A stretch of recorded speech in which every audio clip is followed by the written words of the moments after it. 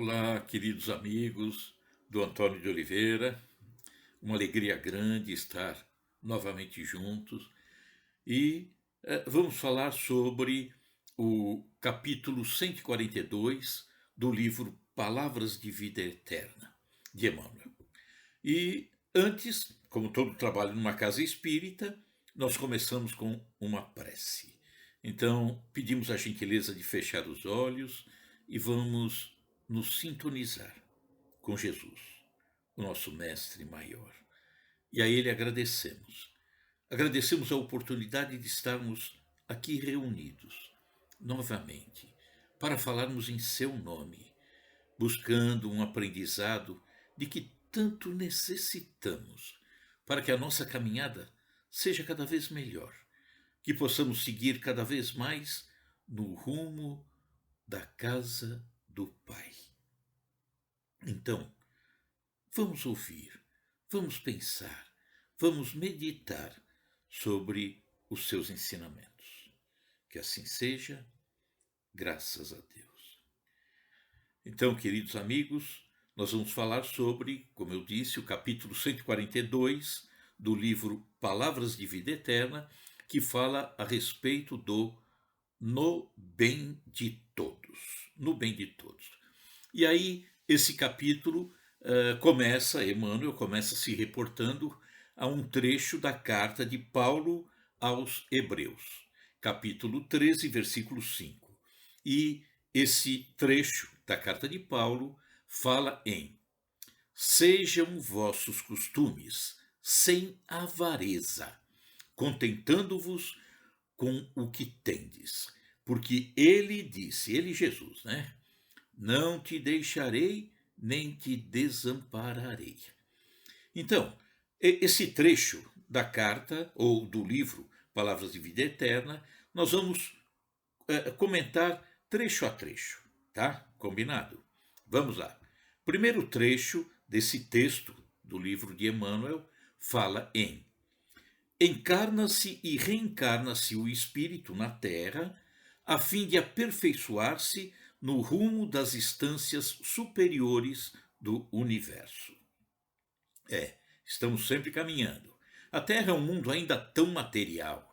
Naturalmente, na Terra nós necessitamos dos bens da Terra, os bens físicos aqui, o alimento, a vestimenta, a habitação. Mas a Terra ainda é um local onde o espírito facilmente é levado à sedução. Perder o foco, né? Então nós fugimos muitas vezes, saímos do necessário e vamos em busca do excesso, do supérfluo. E aí começamos a encontrar uma busca a qualquer custo pela posse, pelo poder, pelo prazer, pelos vícios. E aí, só para dar um exemplo, o homem trabalha 8 horas por dia e o sonho dele é comprar uma casa. E é legítimo, né? Queremos ter a casa que nos abriga, que nos tira das intempéries. E aí ele trabalha 8 horas por dia para comprar sua casa. E aí tem a casa. Agora ele quer comprar o sítio. Então agora ele não trabalha mais 8, ele trabalha 12. E trabalha, trabalha, trabalha, até que ele tem a casa e o sítio. Está feliz, mas quer o apartamento na praia. Agora não trabalha mais nem 12. Agora ele trabalha, sei lá, 16 horas.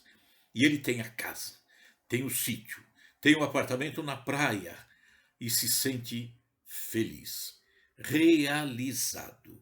Ele ostenta tudo isso que ele tem. Só não consegue aproveitar esses bens. Por quê? Porque não tem tempo. Não tem tempo para aproveitar. E aí perde a saúde pelo excesso de trabalho, pelo excesso de preocupações. Olha o que nós fazemos, né? Como nós nos prendemos ainda de uma forma descabida às coisas materiais. Nos, nos prendemos mesmo e nos preocupamos em reter tudo isso. Vamos ao segundo tópico de Emmanuel. Ele diz assim: não te encarceres, assim, nos tormentos do supérfluo, que a avareza retém, como sendo recurso indispensável à vida, na cegueira com que inventa fantasiosas necessidades. Nós somos especialistas, né? Queremos ter? A gente começa a criar necessidade para tudo. Possuir em excesso é para a grande maioria um enorme prazer. Eu tenho tudo. Como eu tenho? Que riqueza que eu tenho! E nem se dá conta de que não conseguirá se utilizar de tudo aquilo que ele vai retendo, que ele vai segurando para si. Cego, iludido. Imagina que tudo lhe fará falta algum dia e se escraviza em meio a tantos bens sem utilidades. Acabam sendo tesouros que enferrujarão e que serão consumidos por alguém, né? Não vamos utilizar, vai juntando, juntando, juntando, e que no futuro representarão o inferno para a nossa alma. É resultado de sua avareza, que nada mais é do que apego demasiado sórdido aos bens terrenos. É um desejo ardente de acumular riqueza. Falta de generosidade, porque ele não dá para ninguém. Então, mesquinhez. Ele vai juntando tudo. Vamos fazer uma comparação. A gente tem esse hábito de juntar, juntar, juntar aquilo que imagina que vai lhe fazer falta e que nem sempre vai fazer. Nós temos esse hábito, junta, junta, junta, junta. Aqui, um bom exemplo é quando nós vamos nos mudar de casa. Alugamos uma outra casa ou compramos uma outra casa e aí nós vamos juntar tudo aquilo que nós temos dentro da nossa casa para mudar, para levar, para ir para outra casa. Olha, metade e até pouco metade daquilo que nós fomos juntando ao longo de anos, na hora da mudança, a gente olha e fala: para que eu juntei isso? Para que serve isso? E de repente, olha, eu tinha isso aqui, precisei e fui comprar, porque não sabia que eu tinha. Nós vamos juntando. Será que não acontece conosco isso? É tão fácil de acontecer. Outra fatiazinha daquilo que Emmanuel ditou ao nosso querido Chico.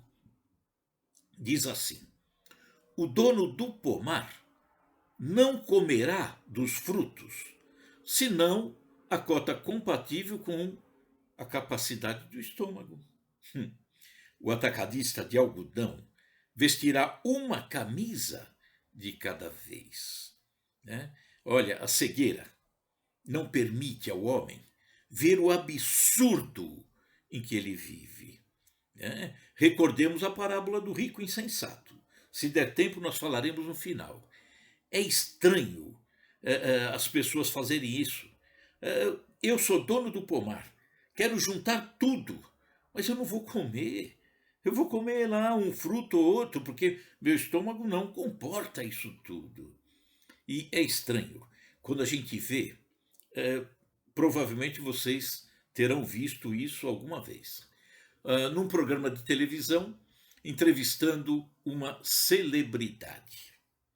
E nessa entrevista, a celebridade, com indisfarçável ostentação, toda feliz, né? Ela abre o guarda-roupa, o armário, e ali ela mostra que tem 100, 200 sapatos, sei lá, pares de sapato. Ela só tem 2 pés, mas ela tem 200 pares de sapato. Tem não sei quantos automóveis. Isso é estranho, né? Não é razoável e nem é inteligente isso.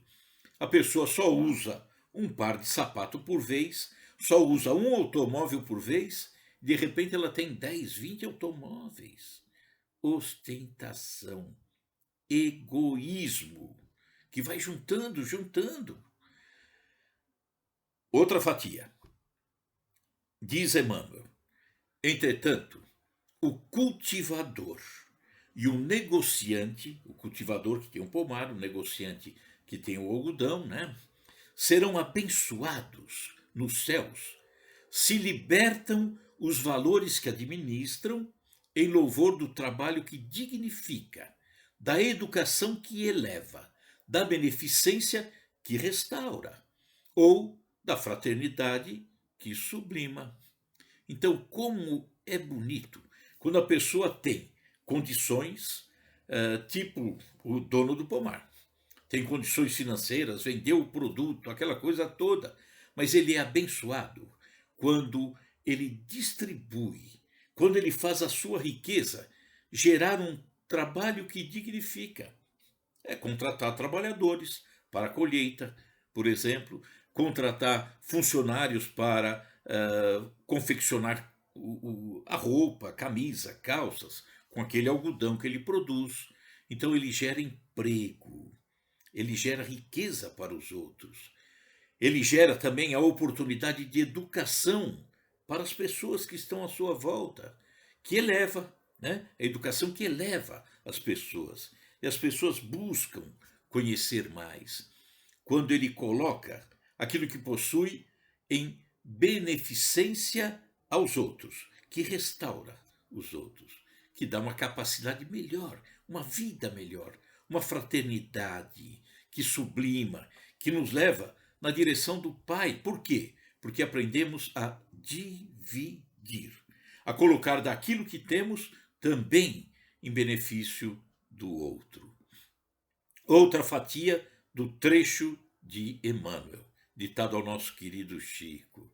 Ele diz assim: atendamos aos deveres que as circunstâncias nos atribuem, acalentando ideias de melhoria, mas aprendamos a contentar-nos com o que temos, sem ambicionar o que não possuímos, em matéria de aquisições passageiras, a fim de conquistarmos, sem atritos desnecessários, os talentos que nos faltam. É lícito que busquemos sempre o progresso. Afinal de contas, nos encontramos na Terra em busca do progresso também aqui da Terra. O progresso nosso individual, espiritual, moral, mas também o progresso da Terra. É necessário que ela progrida. Então, é lícito que busquemos esse progresso, mas aprendamos a nos contentarmos com aquilo que temos. Muitas pessoas não se contentam. Elas têm, mas estão de olho naquilo que o outro tem. Se prendem naquilo que o outro tem. Aí não faz sentido. Você até pode trabalhar pensando em comprar alguma coisa que o outro também tem, mas é aquilo que seja necessário a você. Não o supérfluo, não aquilo que sobra, não aquilo que você utilizará para ostentar. Ostentação não faz sentido. E também ficar olhando o que o outro possui, ambicionando ter aquilo que o outro tem. Isso é terrível, terrível. Olha o que Emmanuel nos chama a atenção, hein? Outra fatia.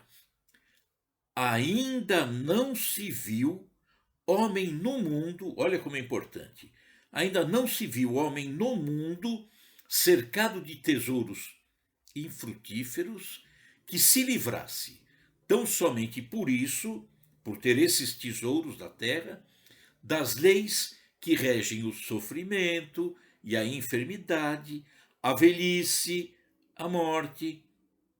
Temos esses tesouros, né? Estamos ambicionando, queremos ter cada vez mais. Mas isso não nos livra do sofrimento, da dor, da morte, da doença. E olha que interessante. No começo, quando nós falamos que queríamos ter a casa, trabalhamos 8 horas por dia para ter a casa. É lícito, é normal, legítimo isso.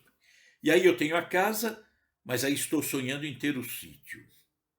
Também, tudo bem. Tem pessoas que têm a casa e ambicionam, né? Querem ter o sítio para o fim de semana. Nada de complicado. Mas, ao invés de 8 horas, trabalha 12. Por quer ter os dois. Depois quer ter o apartamento na praia. já não trabalha mais 12, trabalha 16. E de repente tem tudo isso. Só não tem tempo para se usufruir disso que ele tem. Valeu para quê? Né? Então aí, quando as pessoas têm esses tesouros da terra, como nós acabamos de comentar agora, esses tesouros não nos livra da dor, não nos livra da morte, não nos livra da doença. E o pior, nós queríamos ter tudo aquilo, a casa, o apartamento, o sítio, trabalhamos 16, 18 horas por dia, gastou a sua vida buscando esses bens que se tornam até desnecessários, porque eu não vou me utilizar deles, não tenho tempo, é o supérfluo. E o pior, depois que juntei tudo isso, eu vou perceber que juntei a custo da saúde. Perdi a saúde, perdi a família, perdi as oportunidades de estar ao lado daqueles que eu amo. E aí, de repente, eu vou ver que tenho que vender tudo aquilo que eu juntei com esse sofrimento, com essas perdas terríveis, aí vendo tudo para recuperar a saúde. Que coisa complicada que nós fazemos, né? Padecemos tanto em busca disso tudo. E quando nós partimos para voltar à pátria espiritual, quando vamos voltar, não podemos levar. Por quê? Jesus mesmo disse: junte os tesouros do céu.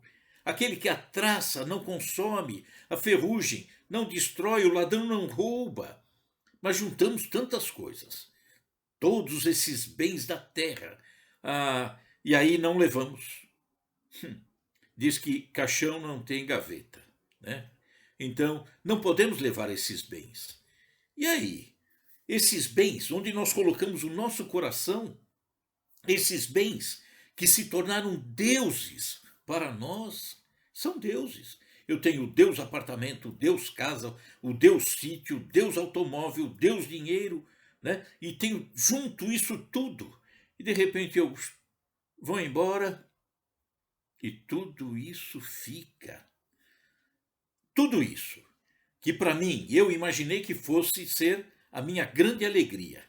E aí, ao voltar e não poder levar, tudo isso vai se configurar para mim num grande inferno. Virou tudo um inferno. Por quê? Porque eu, de repente, do outro lado, ou talvez desse lado aqui, né, bem juntinho, o meu espírito, ou eu em espírito, bem juntinho dessas coisas que eu fui juntando e que agora eu não posso tocar. De repente eu vejo os herdeiros gastando, quebrando, destruindo, dando, dissipando tudo. Tudo isso se torna, para mim, inferno. Olha que desgraça nós plantamos para nós mesmos. Emmanuel ainda diz: respeitemos os princípios divinos do bem para todos. Vamos respeitar.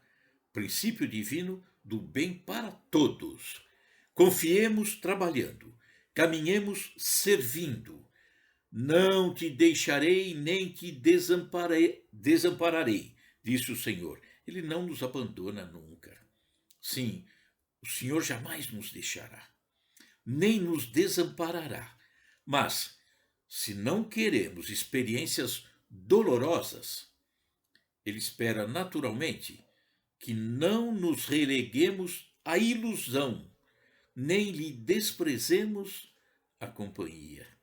Porque quando nós estamos só querendo juntar essas coisas, nós nos esquecemos de Jesus, nós nos esquecemos de Deus, nós nos esquecemos do irmão que nada tem, e eu quero ter tudo, quero juntar tudo.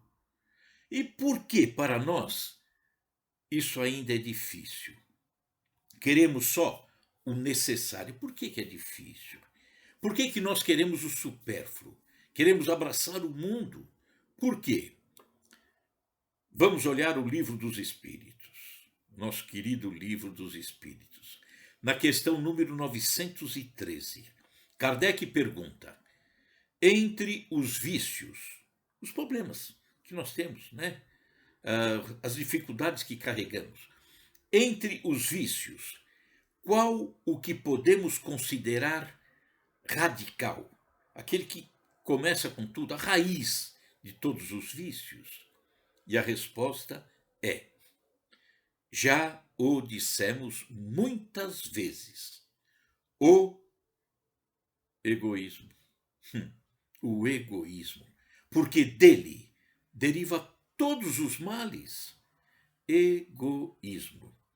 Está aí o problema. É o egoísmo. Eu quero ter tudo. Eu quero ter tudo para mim. Eu sou o dono do mundo. Tudo é meu. E quando eu quero tudo para mim, significa que, querendo tudo para mim, eu não quero nada para você. Eu quero tudo. Vou juntar.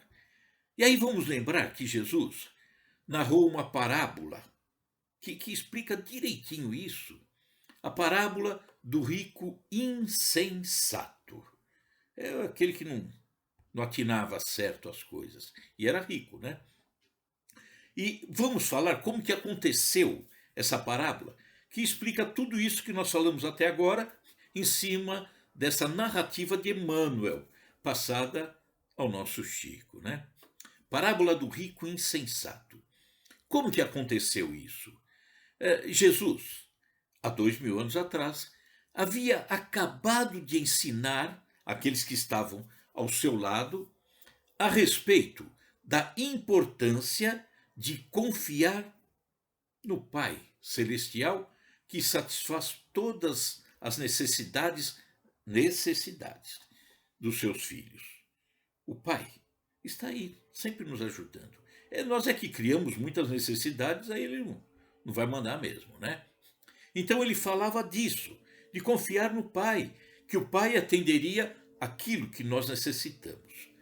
E de repente, quando Jesus termina de falar isso, um homem que estava ali, acompanhando entre a multidão, ouvindo as palavras de Jesus, vem até ele e lhe pede para que ele ordenasse ao seu irmão que repartisse com ele a herança que ele havia ganhado do pai. Dividir a herança. Jesus estava falando de coisas do alto, do pai. E esse homem que estava ouvindo, olha, Jesus, aproveita que você está aí, conversa com meu irmão, fala para ele repartir aquela herança, aquele dinheirão, aqueles bens que meu pai deixou e está só com ele. Fala para ele dividir comigo. Bom, conclusão que se tira.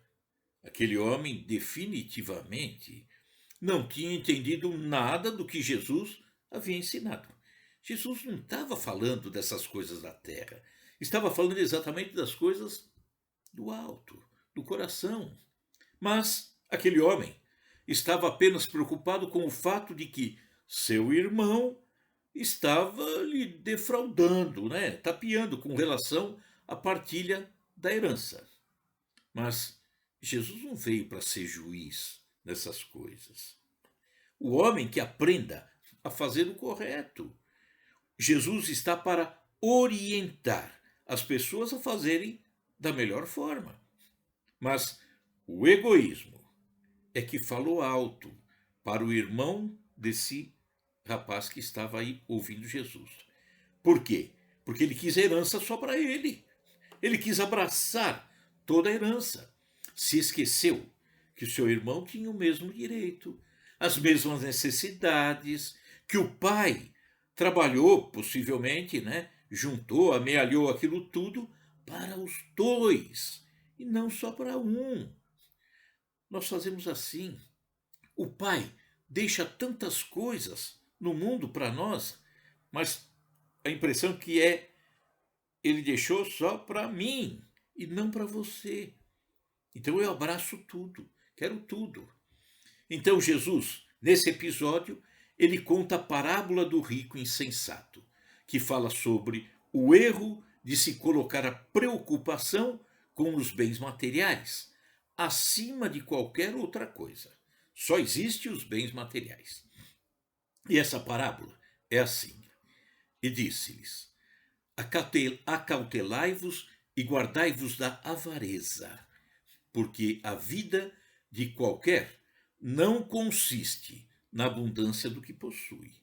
E propôs então a parábola, dizendo: a propriedade de um homem rico tinha produzido com abundância. E arrazoava ele entre si, ele mesmo, dizendo: que eu vou fazer agora? Não tenho onde recolher todos esses frutos que a minha propriedade produziu. E disse, então: olha o que eu vou fazer. Derrubarei os meus celeiros e edificarei outros maiores, bem maiores, e ali recolherei todas as minhas os produtos, né? Tudo aquilo que eu recolhi, os meus bens, tudo que eu tenho, vou guardar lá dentro. E direi então à minha alma: alma, tens em depósito muitos bens para muitos anos.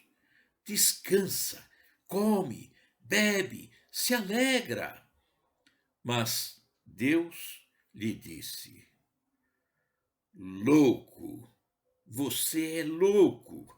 Esta noite te pedirão a tua alma, e o que tens preparado, para quem será? Tudo isso que está aí, para quem vai ficar, meu amigo? Você juntou para tantos anos. Essa noite tua alma estará voltando para casa. E continua Jesus: assim é aquele que para si ajunta tesouros e não é rico para com Deus. Se juntamos os tesouros só para nós, eu não sou rico para Deus. Por quê? Porque eu não distribuo para os irmãos, não auxilio os irmãos. Como posso ser rico para Deus, dizer que amo Deus, se eu não amo o irmão? Impossível. Amar a Deus é amar o irmão. Mas quando a minha cegueira, o meu orgulho, meu egoísmo, eu quero tudo para mim. Como que eu vou dizer que amo a Deus? Não, eu não sou rico para com Deus. E continua Jesus, né? E disse aos seus discípulos: portanto vos digo, não estejais apreensivos pela vossa vida, sobre o que comereis, nem pelo que o corpo precisa, sobre o que vestireis, mas é a vida do que o sustento. Será que a vida é mais importante? É óbvio, e a vida está aí. Nós estamos aí, recebemos do Pai o sustento. Vamos buscar o sustento. E o corpo, será que é mais do que a veste? Considerai os corvos, que nem semeiam, nem cegam, nem têm despensas, nem celeiro, e Deus os alimenta. Quanto mais valeis vós do que as aves? Deus nos cuida muito mais do que a própria ave. Então, qual de vós, sendo solícito, pode acrescentar um côvado à sua estatura? Pois, se nem ainda podeis as coisas mínimas, por que estáis ansiosos pelas outras? Considerai os lírios do campo, como eles crescem. Não trabalham, nem fiam, e digo-vos que nem ainda Salomão, em toda a sua glória, se vestiu como um deles. E se Deus assim veste a erva, que hoje está no campo e amanhã é lançada ao forno, quanto mais a vós, homens de pouca fé. Então Jesus, nos preparando, vamos buscar aquilo que necessitamos. Não vamos colocar as coisas da terra como deuses para nós. Busquemos o necessário, o supérfluo. Não.